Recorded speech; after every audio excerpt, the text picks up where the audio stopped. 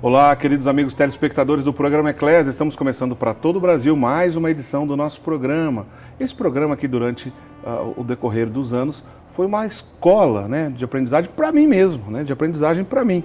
Aprendi muito, né, nesses anos aqui do programa Eclésia, trabalhando nessas pautas, e eu imagino que você aí do outro lado também tem essa impressão, né? À medida que a gente vai desdobrando aqui conversas com os nossos convidados, nós vamos conhecendo um pouco mais das belezas da Igreja Católica, né? O programa Eclésia é um programa de catequese, né? Nós conversamos sempre sobre assuntos relacionados à história da Igreja, à doutrina da fé católica, à vida dos santos, às Sagradas Escrituras, né? Ou um recorte específico de um ponto da história. Enfim, ao conhecer essas belezas, né, da Igreja, o nosso coração se enche de alegria que a gente tem contato com coisas extraordinárias, que às vezes a gente passa o olho e não percebe bem, depois a gente volta e presta mais atenção, a gente percebe quão rica é a nossa fé católica, né? E está aqui do meu lado hoje o Padre Guido Montinelli, né, que ao longo desses anos é o comentarista que acho que mais fez programas aqui conosco, certamente. Padre Guido, mais uma vez, bem-vindo. Obrigado. E meu grande abraço fraterno para cada um de vocês, prezados amigos e telespectadores, que nos acompanham pelas imagens da rede século XXI. É sempre motivo de alegria chegar nas vossas casas com a riqueza de um patrimônio que não tem medidas humanas, né? Estamos diante do patrimônio da fé, em língua latina famoso Depositum Fidei. Portanto, uma riqueza extraordinária de conhecimento que não nos pode deixar indiferentes. Quanto mais conhecemos, mais nasce o desejo de amar a Deus e de viver de acordo com as dicas que Ele nos deixa diariamente à nossa disposição para alcançar a nossa santificação. Padre Guido, e a gente está lembrando aqui, estou falando há muitos anos, lembrando um pouco do passado, nós já fizemos aqui em outras oportunidades, né, uma conversa sobre alguns personagens importantes do Antigo Testamento, basicamente as mulheres, né, do Antigo Testamento. Lembramos personagens interessantes naquela ocasião. Depois, em outra oportunidade, conversamos sobre as mulheres no Novo Testamento, primeiro no Antigo e no Novo Testamento. Hoje, dando continuidade, né, a essa discussão, vamos conhecer um pouco, né, algumas personagens da Igreja Primitiva. Então, o tema do programa Eclésia de hoje é justamente isso. Mulheres na Igreja Primitiva, a presença das mulheres na Igreja Primitiva. É sobre isso que a gente vai conversar no programa de hoje. E logo de cara, Padre Guido, eu acho que a gente não tem como conversar sobre um tema relacionado ao papel da mulher na Igreja Primitiva, se lembrar da maior de todas as mulheres que já pisou nessa terra. Nesse caso, não só das mulheres de todas as criaturas que nós já tivemos aqui na Terra, né? Exato. E ela é assunto inicial aqui dessa nossa conversa, não é? Perfeito. Acho que todos os nossos espectadores já sabem quem é. Nossa Senhora, que com a sua adesão à vontade divina, torna-se membro positivo, efetivo, digamos assim, e ativo da redenção humana, porque o Verbo se fez carne no seio de Maria. Foi ela que disse aquela famosa frase: "Eis aqui a serva do Senhor, cumpra-se em mim conforme a tua vontade", e a partir daquele instante, Jesus, na sua natureza humana, começou a formar o seu corpo no seio de Maria. Toda vez que a gente ouve, todas as vezes não, muitas vezes, né, quando Maria é citada nos Sagrados Evangelhos, outras mulheres estão ao redor, né, são citadas ali também. Acho que pode ser o início da discussão de quando a gente vai falar sobre as mulheres da Igreja Primitiva. Afinal de contas, ali já era o início dessa igreja. Né? Perfeito. Várias vezes, Diácono Erich, nas passagens dos 4 evangelistas, nós encontramos Jesus sempre rodeado pelos seus amigos, apóstolos ou os discípulos, e algumas mulheres que acompanhavam o grupo. O São Marcos cita, por exemplo, Cusa, uma mulher com esse nome. Encontramos uma mulher com o nome de Maria, até aos pés da cruz de Jesus, Maria de Cleofas, Maria Madalena e outras mulheres, e sobretudo no livro dos Atos dos Apóstolos, ainda nas primeiras páginas, capítulo 1, versículo 14, tem uma frase que diz assim, que os apóstolos aguardavam a vinda do Divino Espírito Santo e estavam perseverando na oração, juntamente com Maria, a mãe de Jesus, e outras mulheres, e perseveravam, repito, na oração. Bela esta presença de outras mulheres, não tem um nome, mas eram pessoas que prestavam, digamos assim, as suas atenções, o seu serviço para o bem da igreja primitiva.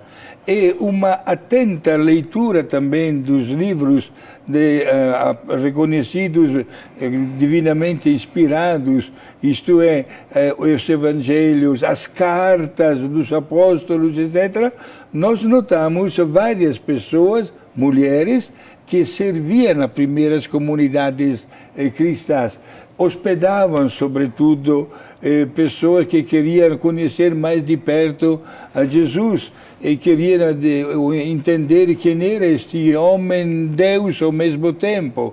E notamos as mulheres, com certeza, preparando até as refeições, ajudando os apóstolos na intensa tarefa da evangelização, porque sabemos, através dos documentos, especialmente Atos dos Apóstolos, que o número das comunidades cristãs aumentava cada vez mais, ao ponto que, é até gratificante explicar isso para os nossos amigos, se tornou até um problema para os apóstolos, que tiveram que reunir-se para encontrar uma solução.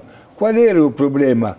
Como conciliar a ordem de Jesus, que Jesus deu na ordem de subir para o céu, de ir a evangelizar o mundo inteiro, quando em prática eles não conseguiam sair da cidade de Jerusalém. Porque todo dia tinha gente que pedia de receber o batismo, por exemplo. Entre aspas, São Pedro, num dia, chegou a batizar 3.000 pessoas. E aconteciam tantos episódios, um mais gratificante do que o outro, e os apóstolos não conseguiam sair. Aí foi que, no primeiro momento, os apóstolos escolheram 7 pessoas aos quais se impuseram nas mãos e que foram chamados, desde o início, de diáconos, isto é, servidores, recebendo este ministério sagrado do diaconato, porque é um serviço que se fazia para a comunidade da igreja, e estes diáconos administravam alguns sacramentos, usavam a palavra de Deus para instruir corretamente as pessoas que começavam a fazer parte da família cristã, etc. E notamos também, porém, não colocadas de lado, mas de uma maneira bastante ativa, várias mulheres que pertenciam à igreja, faziam questão mesmo de preparar até as pessoas para o batismo, de relatar episódios referentes à vida de Jesus. Com certeza, como mulheres também preparavam até determinadas refeições, isto é, ajudavam um serviço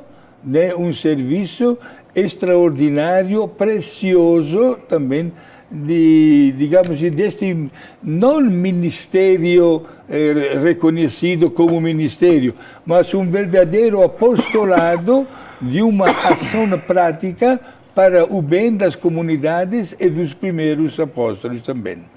Bom, foi bom o senhor tocar nesse assunto. Eu imaginei que mais cedo ou mais tarde isso ia aparecer na nossa conversa de hoje. Certo. Né? O senhor lembrou da questão dos diáconos, né? Os 7 primeiros diáconos da igreja, entre eles estavam inclusive o primeiro mártir, né, da igreja, Santo Estevão, que foi martirizado na presença inclusive de Saulo, que depois viria a ser o próprio São Paulo apóstolo.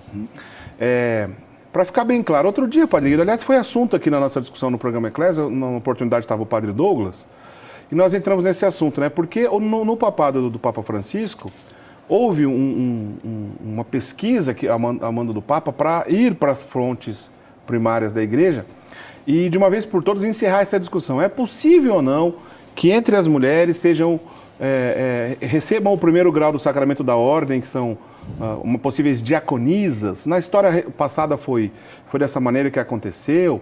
E o senhor já começou direto nesse assunto antes da gente falar outros nomes, outros personagens interessantes aqui. Para, de uma vez por todas, do ponto de vista do ministro ordenado, como tem os diáconos, na igreja primitiva, essas funções, inclusive, para os diáconos, eram um pouco claras, com diz respeito a uma espécie de tesoureiro da comunidade, que cuidavam dos bens, do serviço dos pobres e tudo mais, para que os bispos, e depois o papel do presbítero também, né, pudesse fazer a missão das celebrações, dos sacramentos, etc. Então, para ficar claro de uma vez por todas aqui, Padre Guido, houve diaconisas na história da igreja e era do mesmo jeito que os diáconos ordenados recebiam no passado e hoje também? Obrigado, diácono. Ele nunca teve diaconisas como nós entendemos, como se fosse uma mulher diácono. Não houve nunca um ministério para as mulheres como diácono. Podemos dizer, usando talvez a palavra bem parecida, que foi uma diaconia. Isto é um serviço não, digamos assim, simples, mas muito importante, valioso e precioso a serviço da igreja que estava nascendo. O serviço dessas mulheres que talvez encontramos talvez o termo de diaconisa, mas não no sentido de ministério. Isso quer deixar bem claro. Quer dizer, nunca houve um diaconato feminino, não, mas uma nunca. Diaconia é serviço. Serviço supera homens e mulheres, né? Todos nós somos chamados a uma diaconia, né? Para o bem da nossa família, da nossa comunidade, a serviço da igreja. Eu, como sacerdote, a serviço também de tantos leigos que Deus entrega diariamente aos meus cuidados pastorais. Agora, este serviço foi e continua sendo precioso até nos dias de hoje. Como é bom ver uma mulher que faz o seu serviço, a sua diaconia, por exemplo, no ensinamento da catequese, né, primeiros conhecimentos da fé, da doutrina cristã, como explica também tantas palavras de Deus. Temos, inclusive, diácono Henrique, né? Temos também professoras na faculdade católicas. Olha, uma coisa que talvez antigamente nem se imaginava. Hoje ocupam também aquelas cátedras para formar futuros seminaristas, futuros sacerdotes, e também nas especializações, por exemplo, para o doutorado. Eu, quando fiz o doutorado em Bíblia, lá em Roma, tinha mais de uma professora. Olha, como se diz na gíria assim, temos que tirar o chapéu. Tamanha era o preparo, a seriedade profissional e a dedicação ao estudo, sobretudo da Sagrada Escritura. Como é bom receber estas informações que dão um grande prestígio à igreja. Claro, tudo isso não deve ser objeto de uma confusão, dizendo, então elas eram como se fossem diáconos dos nossos dias. Não. O ministério não é para as mulheres, nem o diaconato, nem o sacerdócio, nem o episcopato. Jesus escolheu única e exclusivamente os homens para este ministério. Isto não significa colocar as mulheres de lado, mas valorizá-la dentro de tudo que ela pode fazer. Me estava dizendo o diácono Eric, né, momentos antes do nosso programa, tem tantas paróquias onde se notam até as coroinhas meninas, né? Bom, na idade assim, tão bela de servir até ao lado do sacerdote, não tem nada em contrário. Aliás, uma bela experiência que até uma menina pode fazer de conhecer as coisas de Deus, de frequentar a igreja, de sentir-se muito contente deste serviço que está fazendo ao altar. Ótimo, mas depois chega um momento que tudo que ela aprendeu deverá ser vivido na sua prática e quando se entra no campo do ministério é exclusivo dos homens, não é das mulheres. Padre, tem uma passagem bíblica, né? Vou pedir para a gente colocar na tela, a nossa diretora, coloca para a gente um trechinho dessa passagem que diz assim, ó: Felipe tinha 4 filhas solteiras que profetizavam. As mulheres oravam em público. Bom, o que nós estamos querendo dizer aqui é que, na verdade, a partir do advento do cristianismo e já na pessoa do nosso Senhor Jesus Cristo, quebra-se um paradigma que as mulheres têm um papel que nunca tiveram antes na comunidade religiosa. Nas comunidades antigas, em costumes mais antigos, isso não era possível. Neste momento, atesta aqui a carta de Paulo que as mulheres oravam em público, muito mais do que a gente pensar em deixar de lado ou diminuir o papel da mulher. O que o cristianismo fez foi trazer essa mulher para o centro da questão, ao ponto que ela podia orar em público, pois antes não era possível, não é isso, Padre? Exato. Havia sempre uma discriminação entre homens e mulheres, né? Mas nós notamos a valorização da mulher com este gesto da sua presença no público. Se nós quiséssemos dar um passo agora para trás na história e chegar no Antigo Testamento, até milhares de anos, centenas de anos antes de Jesus, notamos, por exemplo, história como de Esther, como também de Judite, etc. Quem diria que as pessoas mais até fracas do ponto de vista social seriam escolhidas por Deus, não só para confundir os fortes, mas para ganhar também da opressão do inimigo. Olha só. É importante também conhecer este instrumento válido, né, à nossa disposição para poder entender melhor o projeto de Deus. Aqui nós notamos, até o fato que diz essa sua citação na carta aos Coríntios, né, que Filipe tinha 4 filhas solteiras que profetizavam. Também o fato de profetizar. Profetizar significa falar em lugar de. O profeta é aquela pessoa que fala em lugar de Deus. Porém, o profeta é o gênero masculino até da palavra. Encontrar profetisas, digamos assim, era uma coisa muito estranha, mas olha só, já notamos nesta carta, né, de São Paulo aos Coríntios, quando ele fica sabendo que tem estas 4 irmãs que profetizam, não coloca nenhum impedimento. Então a gente pode afirmar, sem sombra de dúvida, Padre Guido, que o cristianismo, na verdade, abriu muito espaço para a mulher, ao invés de perseguir o contrário, né? Valorizou muito. E uma atenta leitura também, não vou dizer a palavra moderna, porém, leva também a valorizar mais ainda a presença da mulher a serviço da igreja naquele trabalho que deve caracterizar como uma doação de si mesmo e, naturalmente, o trabalho, o serviço deve sempre ser dado como uma resposta normal a um estilo de vida, a uma postura.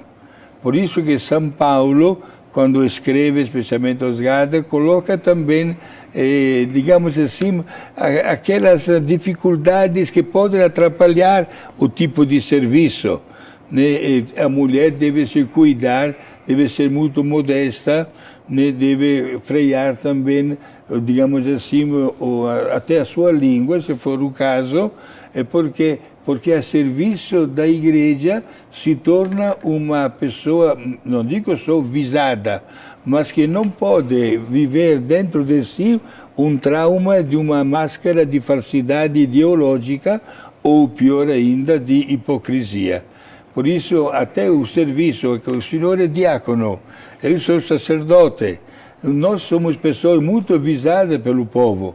Portanto, que tudo que nós fazemos ou pronunciamos não é só para ensinar, mas deve ser um reflexo de como nós estamos vivendo dentro da nossa pessoa tudo que estamos anunciando aos fiéis com os quais nos encontramos diariamente. É o comprometimento de todo batizado, né, Padre Guido? É verdade. Agora, Padre Guido, se a gente for pensar, né, em personagens mesmo, né, no Atos dos Apóstolos, especialmente no capítulo 18, né, a gente nota ali um nome, que aliás é um nome comum, né? Hoje em dia tem muita gente com esse nome, né? Que é Priscila. Né? Quem foi essa Priscila e o que ela fazia na comunidade primitiva? Para citar um desses exemplos de uma mulher importante da comunidade primitiva. Certo, interessante. Priscila sempre junto com Áquila, né? Um casal. E é interessante a citação da mulher antes do marido.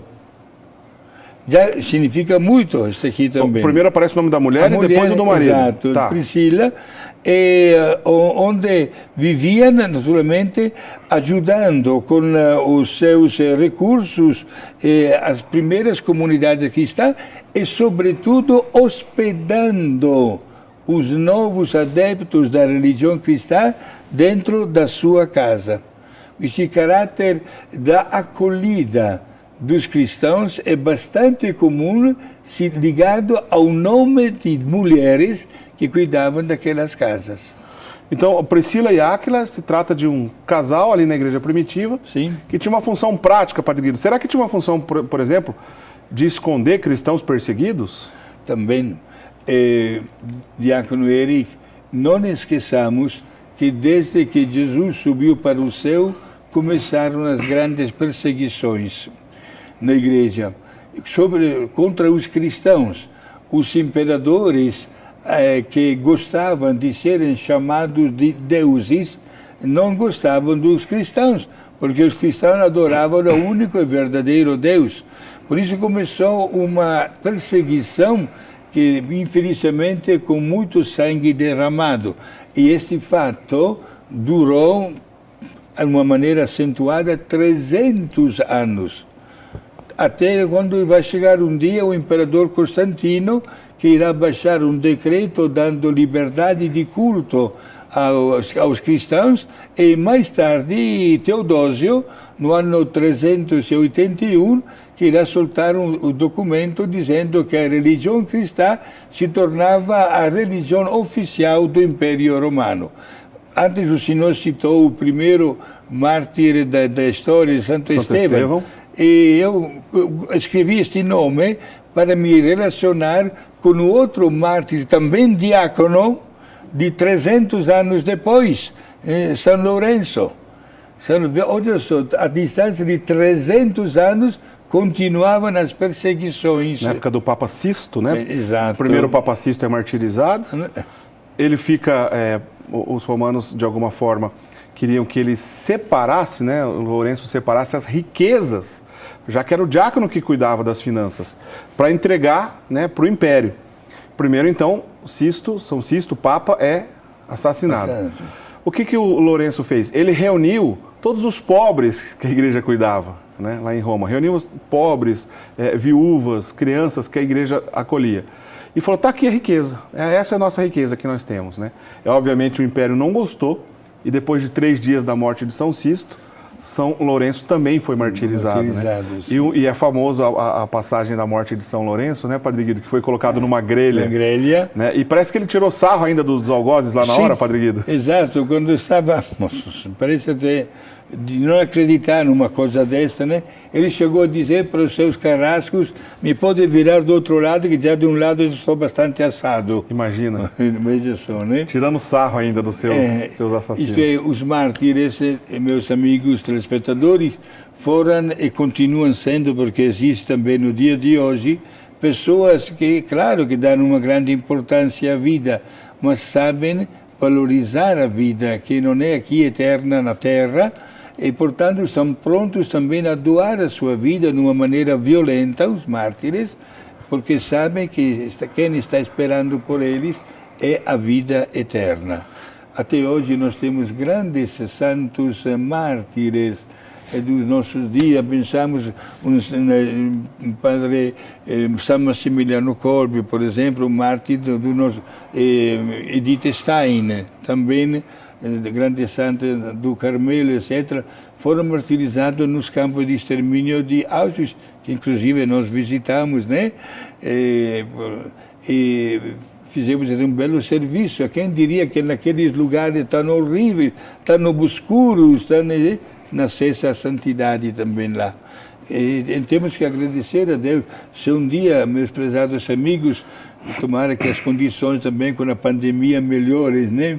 Mas se um dia tivermos a possibilidade de visitar a cidade de Roma, nas catacumbas, há uma catacumba dedicada ao Papa São Calixto, que também foi martirizado, e debaixo, lá nos túmulos, debaixo da terra, tem uma capela reservada aos grupos brasileiros, geralmente os grupos que vão nas catacumbas são orientados por padres, né, para poder celebrar uma Santa Missa. Somente naquela capela reservada aos grupos do Brasil estão sepultados 16 papas mártires. Olha que preciosíssimo! Encontra-se nas catacumbas de São Calixto, que foi um dos papas martirizados. Aliás, falando de mártires e na igreja primitiva, né, muitas mulheres foram martirizadas, né? Nós não destacamos aqui, nós não vamos falar exatamente sobre o martírio, mas para lembrar algumas, né, Padre Guido? Perpétua e Felicidade, né? Santa Cecília, Santa Cristina, né, foram mártires da igreja primitiva. Então, exato. As mulheres também... Santa Inês, bem lembrado. Também. Né? Então, assim, as mulheres deram a vida também, né, pela causa. Lembra, Santa Sofia, com as 3 filhas, Fé, Esperança e Caridade, que foram martirizadas, né?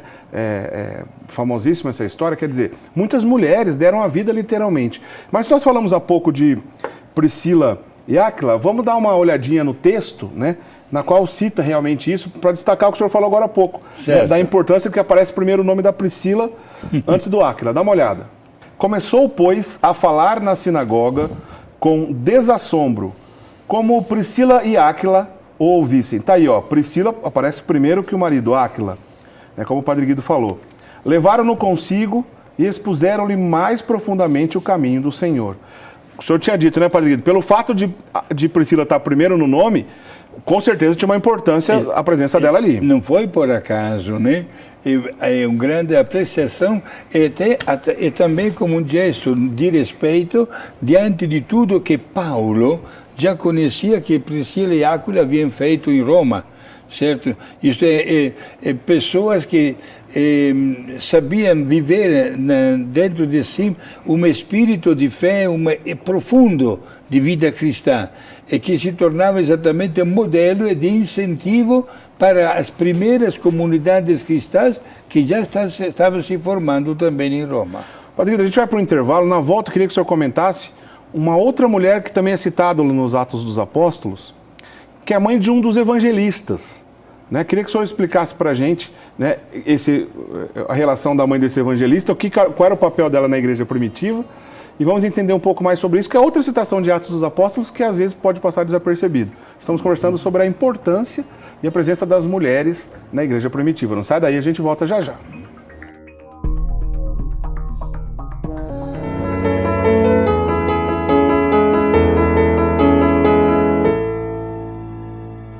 Estamos de volta com o nosso programa Eclésia dessa noite. Estamos conversando sobre as mulheres na igreja primitiva. No primeiro bloco já conversamos bastante sobre isso. Lembramos um exemplo que está lá nos Atos dos Apóstolos, da Priscila e Áquila, né? Um casal que ajudava justamente a igreja primitiva, acolhendo, estruturando, escondendo de possíveis perseguições lá em Roma, né? Que é citado no Novo Testamento. E depois eu deixei a pergunta aqui para o Padre Guido, queria que ele explicasse para a gente, e vou ler em seguida aqui a citação direta em Atos dos Apóstolos. Uma outra personagem importante, né, Padre Guido? Eu falei há pouco, a mãe de um dos evangelistas é uma dessas mulheres importantes da igreja primitiva? Exato. Exatamente a mamãe do evangelista Marcos. O nome desta mulher é Maria.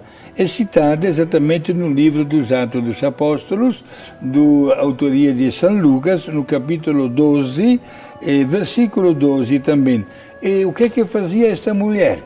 Que hospedava na sua casa grupos de romeiros, não somente para descansar, mas sobretudo para instruir.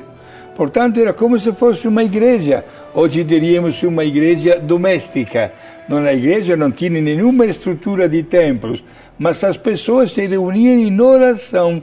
E quem dirigia esta oração eram exatamente estas piedosas mulheres. Vamos só lembrar, né, Padre Guido? O Marcos, evangelista, o nome dele na verdade é João Marcos. João Marcos. Não conheceu Jesus pessoalmente? Não, nem ele e nem Lucas. Dos 4 evangelistas, 2 foram testemunhas oculares, Mateus e João. Ao passo que Marcos e Lucas eles escreveram de acordo como ouviram as coisas da parte de apóstolos ou de testemunhas, mas juraram, bem no começo do seu evangelho, de dizer a verdade, de não exagerar em nenhuma palavra, e na medida como ouviram, escreveram com total fidelidade. Interessante um pormenor, é de que o diácono está estimulando o padre a falar, né? Este Marcos foi o primeiro dos 4 que escreveu o Evangelho. O Evangelho mais antigo é o dele, né? É dele, ele que nunca viu Jesus, não sabia de uma coisa, diante da qual hoje nós só temos que agradecer a Deus, que o texto dele, que entre aspas é o mais curto dos 4 Evangelhos, é somente de 16 capítulos, o texto dele, de Marcos, se tornaria texto base para Mateus, que foi testemunho ocular. Mateus escreve em 28 capítulos cada passagem, mas tendo na sua frente o Evangelho de Marcos. Mas também, como comprova o trecho que eu vou ler agora, o próprio apóstolo Pedro frequentava a casa da mãe dele. Bom, né? Exato. Muito provavelmente ele estava lá vendo tudo isso. Com certeza, né? Vai ler aquele trecho de quando ele foi libertado milagrosamente da cadeia, em plena noite, onde é que ele foi bater, em qual porta, qual casa. Pode ler, que é muito belo. Atesta, além do que, a mãe de João Marcos, que chamava Maria, né, que dava essa estrutura, né, a casa como estrutura para a igreja primitiva, a criada da casa, de nome Rode, também estava presente e até assustou quando Pedro chegou lá. Vamos ver o que diz o texto do Atos dos Apóstolos, capítulo 12, a partir do próprio versículo 12. Diz assim: refletiu um momento e dirigiu-se para a casa de Maria, tá aí, ó, mãe de João, que tem por sobrenome Marcos, o João Marcos Evangelista, né, onde muitos se tinham reunido e faziam oração. Não basta, como o senhor disse, né, padre? Não é só uma reunião, faziam oração, né? Era uma casa de oração. Quando bateu a porta de entrada, uma criada chamada Rode adiantou-se para escutar. Mal reconheceu a voz de Pedro, de tanta alegria, não abriu a porta. Mas, correndo para dentro, foi anunciar que era Pedro, que estava lá na porta. Disseram-lhe: está louca?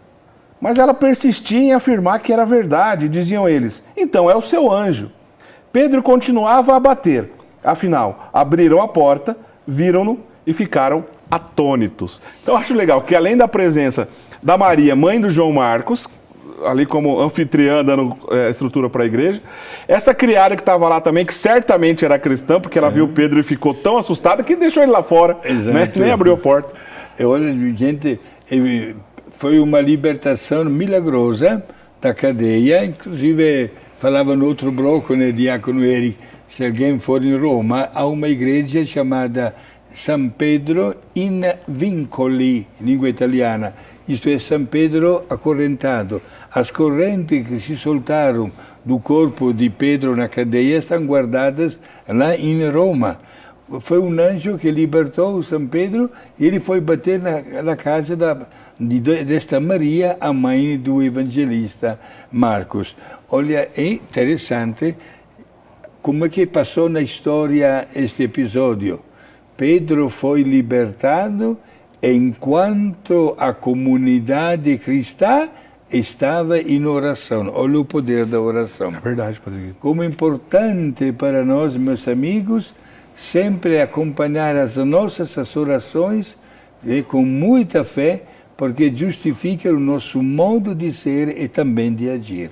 Bom, então falamos da Priscila, da Maria, mãe do João Marcos, e tem uma outra personagem também interessante, porque da mesma maneira que Pedro sai da prisão, vai buscar acolhida justamente na casa da Maria, mãe do João Marcos, acontece também com Paulo e Silas, em outra oportunidade. Paulo e Silas foram presos, né? À medida que eles saíram do cárcere, eles correram para a casa de uma outra mulher chamada Lídia, que é uma dessas outras mulheres importantes da igreja primitiva. A passagem está no livro também de Atos dos Apóstolos, o capítulo é o 16, o versículo 40. Vamos ler então o versículo 40. Saindo do cárcere, entraram em casa de Lídia, onde reviram e consolaram os irmãos. Depois partiram. É mais uma dessas mulheres dando estrutura para a igreja ficar de pé ali no início, Padre Guido? Exato.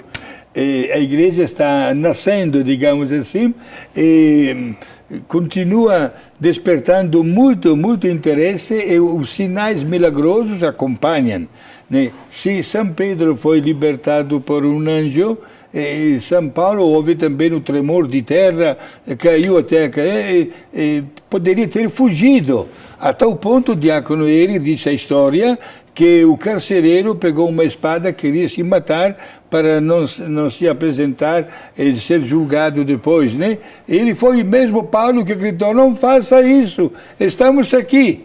E São Paulo conseguiu converter e batizar a família do seu carcereiro. Veja só, né? E aqui, a respeito de Lídia, o livro dos Atos dos Apóstolos, São Lucas usa uma palavra muito bonita.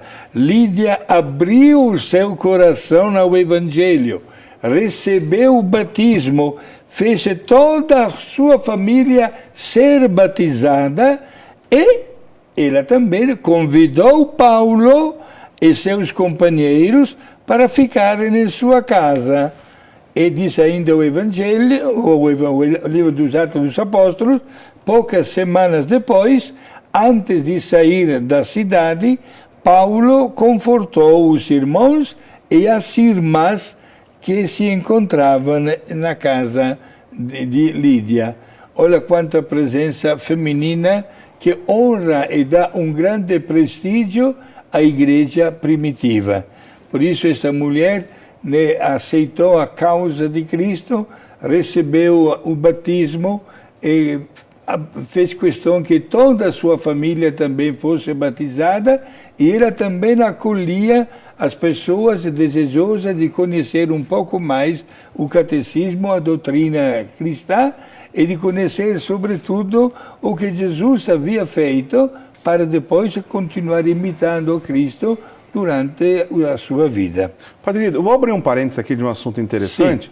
Né? Quando a gente lembra que a história de Lídia, esse testemunho maravilhoso ali, dando testemunho na igreja primitiva, o fato, né, da gente ver nos Atos dos Apóstolos, como aconteceu com a família da Lídia, que toda a sua família foi batizada, não é o suficiente para a gente justificar que a igreja, desde sempre, batiza crianças também. Afinal de contas, se toda a família foi batizada, tinha crianças, e as crianças também receberam o batismo. Perfeito. A questão deste tema chama-se de pedobatismo, o batismo dado para as crianças, né? O ideal seria aquele de, logo que uma pessoa vem no mundo, receber um marco da vida cristã, não esperar que cresça, ou pior ainda, desculpe, mas temos que vestir a camisa do nosso time, aceitar teorias meio estranhas, desde que a criança chegue pelo menos para 12 anos de vida, como dizem os crentes, porque já entende muita coisa, ela mesmo vai optar de ser ou não cristão. O raciocínio que não pode convencer ninguém, porque um pai ou uma mãe que gosta muito e adora, como se diz, a sua criancinha, sabem o que faz bem neste momento, sabem qual é a hora certa de dar a comidinha, de trocar de roupa, de trocar as fraldinhas, etc. Não pedem nenhuma licença para o bebê. Por que para a parte espiritual tem que esperar 12 anos? Onde está escrito? Temos o exemplo exatamente oposto. Aqui, como fala o trecho que acaba de citar o diácono Eric, né? Se batizou toda a família, na família também tem crianças. E temos tantos belos exemplos de crianças que foram batizadas. Se nós transferíssemos este raciocínio nos dias de hoje, veja o que está acontecendo, minha gente, coisa muito bela. Um dos maiores santos que nós conhecemos e vimos, eu tive até a alegria de ficar por alguns segundos com as suas duas mãos, nas minhas duas mãos, João Paulo II. Que honra, hein, Padre Guido? Que honra que eu tenho. E foi até gravado com fotografia. Gente, quando foi batizado João Paulo II? No mesmo dia que nasceu, com 4 horas de vida. Se alguém me perguntasse, padre, o senhor saberia dizer também o nome do padre que teve esta grande sorte e alegria de batizar aquele bebê que se tornaria papa e grande santo? Nenhum padre, foi a parteira. Olha aí de novo o papel da mulher na igreja. Olha, belíssimo papel. A parteira, vendo que este bebezinho que se tornaria papa respirava com dificuldade, ela, ótima santa católica, ela usou aquele que é o ministério, digamos assim, extraordinário, mas que todo cristão batizado pode exercer. Batizou aquele bebê que se tornou depois o Papa João Paulo II. Quer dizer que o batismo ministrado por uma mulher, numa situação de emergência, obviamente é válido, ao ponto de render um santo para a igreja. Olha só, se nós pegássemos, a título de curiosidade, se nós pegássemos agora a pessoa do Papa Bento XVI, Papa emérito, que vive até hoje no Vaticano, e quiséssemos fazer uma pesquisa, quando é que o Papa Bento XVI foi batizado? No mesmo dia que ele nasceu. Olha no mesmo dia, 2 papas, no mesmo dia que nasceram, receberam o batismo. Alguém poderia dizer, padre, mas nós escolhemos padrinhos que moram um pouco longe, estamos estudando a possibilidade. Não faça isso. Não faça isso, porque se corre o risco que a criança cresça sem batismo. Talvez depois se adie mais uma vez, depois não dá certo, etc.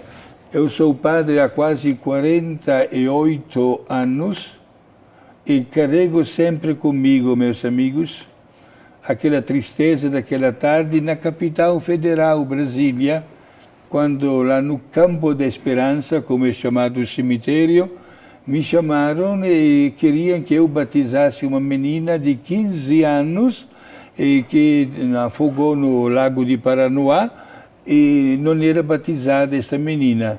E os padrinhos não entenderam, eu falei, olha, não pode batizar uma criança assim. E os padrinhos insistindo, padre, talvez o senhor não entendeu, a criança corre o risco de ser enterrada sem o batismo. Eu tive que dizer, vai ser enterrada sem o batismo. Ele insistindo, mas por quê? Aí tive que dizer a verdade.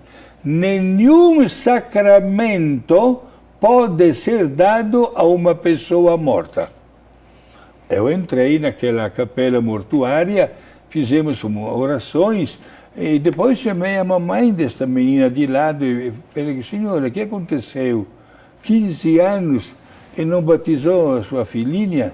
Aí veio aquela resposta, fruto tantas vezes até de ignorância, etc.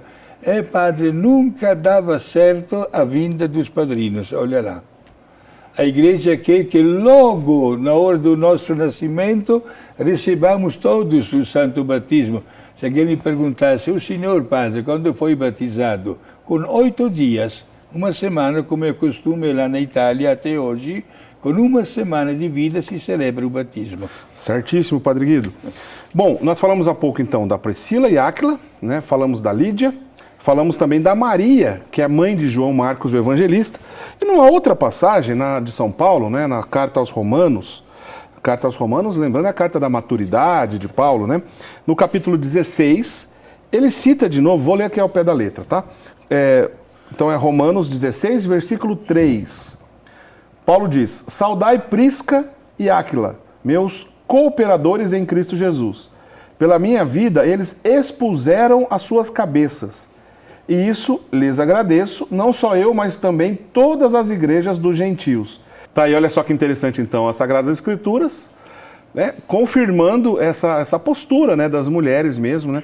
Paulo é tão agradecido que fala, olha, eles chegaram, né, a colocar sua cabeça, né, em perigo, né, para defender Paulo. Imagina, a perseguição não devia ser fácil, devia ser realmente uma tensão viver naquela comunidade da igreja primitiva, e as mulheres estavam lá ajudando de uma maneira tão presente. Uma outra passagem, justamente na carta de São Paulo aos Filipenses, também deixa claro isso. Filipenses 4, o versículo é o 2. Outras 2 mulheres que colaboraram com a missão dos apóstolos. Olha só como o texto diz, né? Paulo dizendo, exorto a Evódia, exorto igualmente a Sintique, que vivam em paz no Senhor. Tá aí outras duas mulheres da igreja primitiva. Padre Guido, em linhas gerais, se não fossem as mulheres, os apóstolos teriam estrutura para fazer o serviço? Exato, podemos fazer esta bela afirmação, porque bate com a verdade. Estas duas mulheres, Evódia e Sintique, da cidade de Filipos, eram colegas que lutaram, fala São Paulo, ao seu lado, na obra da evangelização. Isto é, um serviço precioso. Não esqueçam, meus amigos, que os apóstolos, obedecendo a ordem de Jesus de ir para cá e para lá, não ficavam sempre na mesma cidade. Após um período de evangelização direta, continuavam a missão indo para outra cidade. O que ficava naquela cidade evangelizada? Geralmente um diácono, certo? Ou algumas mulheres também que ajudavam na organização inicial, primitiva. Não existiam igrejas, não existiam lugares de encontro, por isso as casas governadas por estas mulheres viravam lugares até de oração, de conhecimento e de catequese. Então, Padre Guido, é claro, né? À medida que a gente vai olhando essas personagens e a postura dessas pessoas, eram mulheres corajosas, eram mulheres que trabalhavam muito, eram mulheres que, do ponto de vista prático, foram fundamentais, né, para que a estrutura da evangelização acontecesse. Agora, nosso Senhor Jesus Cristo quebrou um paradigma, né? Passou a ter mulheres no seu grupo, andava sempre com mulheres, andava com mulheres que não tinham boa fama, pois tinham uma vida complicada antes, né? Enfim, salvou, amou essas mulheres. No dia da ressurreição, apareceu primeiro para as mulheres. Maria Madalena, né, teve esta grande sorte de testemunhar em primeira pessoa a ressurreição que acabava de acontecer naquela madrugada, né? E ele fez de tudo para espalhar esta notícia que na hora parecia absurda, nunca se tinha ouvido falar de uma pessoa morta que voltava a viver, né? E gente sem saber que ela foi testemunha deste grande evento que seria o ponto fundamental da pregação dos mesmos apóstolos que ia para cá e para lá, e São Paulo um dia irá escrevendo: a nossa fé não teria valor se Jesus não tivesse ressuscitado. Agora, muito bonito. Ao olhar toda essa história, ao olhar toda a presença feminina na igreja primitiva, que depois continua avançando ao longo dos séculos. Aliás, Padre Guido, vamos combinar aqui para uma outra oportunidade. Falamos sobre as mulheres no Antigo, no Novo Testamento, hoje na Igreja Primitiva. Vamos em outra oportunidade falar sobre o papel da mulher durante o período medieval, na Igreja medieval, tá certo? Tem muitas também, né? Mas adiantando já, talvez entrando nesse tema, avançando os séculos, o senhor não acha que, à medida que os santos na história da igreja percebem o papel importantíssimo da evangelização das mulheres e também da vida consagrada, à medida que os santos, principalmente os fundadores, começam a criar uma comunidade religiosa,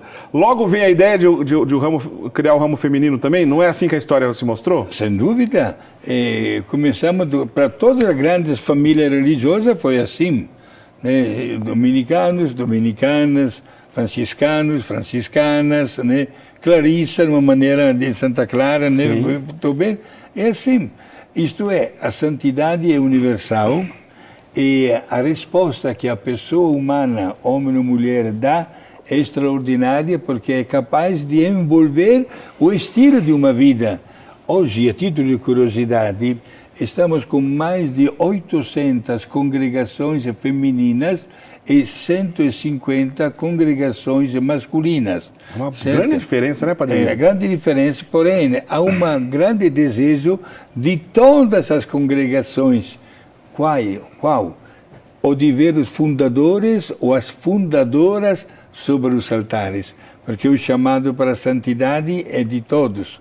Olha, o programa que nós faremos, já gostei da sua ideia sobre as mulheres até na Idade Média, mulheres que conseguiram revolucionar, digamos assim, até a história da vida humana, num gesto de uma doação, de uma adesão total de si mesmo para a glória de Deus. E um sinal interessante, Padre Guido, para a presença da mulher, né, na Igreja Primitiva, avançando uns séculos na Idade Média, é justamente o papel das abadesas, né? Você pode ver essa imagem, é interessante, é um pouco raro a gente ver uma mulher, né, segurando um báculo, né? Segurando um báculo ali que representa a autoridade de pastor e tudo mais, mas é comum entre as abadesas, né? Não tem nada de errado na história da igreja isso. Exato. E é bonito ver o papel também, aí, Padre Guido, o papel também de governo da mulher nessas comunidades, né? Governo e ao mesmo tempo de serviço. Não esqueçamos que o baculão, né, aquele bastão que o bispo usa, é típico do pastor, que deve cuidar das suas ovelhas. Neste campo de ver uma mulher abadesa, não é nada de ministério, é a função de ser como uma responsável pelo andamento do grupo das religiosas que pertencem à sua ordem consagrada, visando seguir as pegadas de Jesus. Isto é, o serviço, né, administrado de uma maneira também hierárquica, usamos a palavra poder, mas não para diferenciar-se dos outros, mas para aumentar mais ainda o gesto de doação para o bem dos seus membros. É muito legal quando a gente vê isso, né? Inclusive, não é tão comum a gente ver todo dia. Coloca de novo para a gente, Marina, essa imagem da abadesa, né, com o báculo na mão. A gente está tão acostumado a ver os bispos, né, com esse báculo, mas é comum, é católico o costume. E, mais uma vez, ressaltando em toda a história da igreja o papel da mulher, não só na igreja primitiva, e da belíssima importância desses trabalhos exercidos por essas mulheres santas, maravilhosas, que estão chamadas à santidade da mesma maneira que todo batizado, né? Cada um vivendo dentro do seu ministério, do seu chamado, da sua função. Exato. Portanto, meus amigos, quando nós notamos o exemplo destas mulheres que seguiram a Jesus, seguiram os apóstolos, ajudaram na formação da igreja, e mesmo com a igreja estruturada, não se colocaram de lado, continuaram atendendo e servindo, porque se sentiram parte integrante na história da mesma igreja, que tem como destinação encaminhar todas as pessoas para a glória da santificação. Por isso que explico, né, como você falou há poucos instantes, que diferença até de congregações, mais de 800, né, femininas, sim. E se alguém me perguntasse, padre, terminou ou pode aumentar ainda? Pode aumentar ainda, porque não vamos colocar nenhum limite ao Divino Espírito Santo na hora de seguir um determinado carisma que leva à santificação. Padre Guido, nosso tempo está terminando, vou pedir para o senhor dar a bênção, mas antes, uma rápida colocação aí de 30 segundos, um minutinho, incentivando e agradecendo o trabalho de tantas mulheres que nas nossas paróquias, nas nossas comunidades, sejam nas pastorais da saúde, pastoral da criança, apostolado da oração, né, liturgia, quer dizer, tanta coisa maravilhosa que as mulheres continuam trabalhando e atuando nas igrejas. Isso não precisa ter grandes frutos de pesquisa, não, basta em qualquer comunidade que vai ver isso, não é isso, Padre Guido? Quando se faz com namoro, tudo tem a sua recompensa e tudo tem a sua valorização da parte de Deus. A começar pela mulher que Deus colocou no caminho da nossa existência, a nossa querida mamãe, viva ou falecida.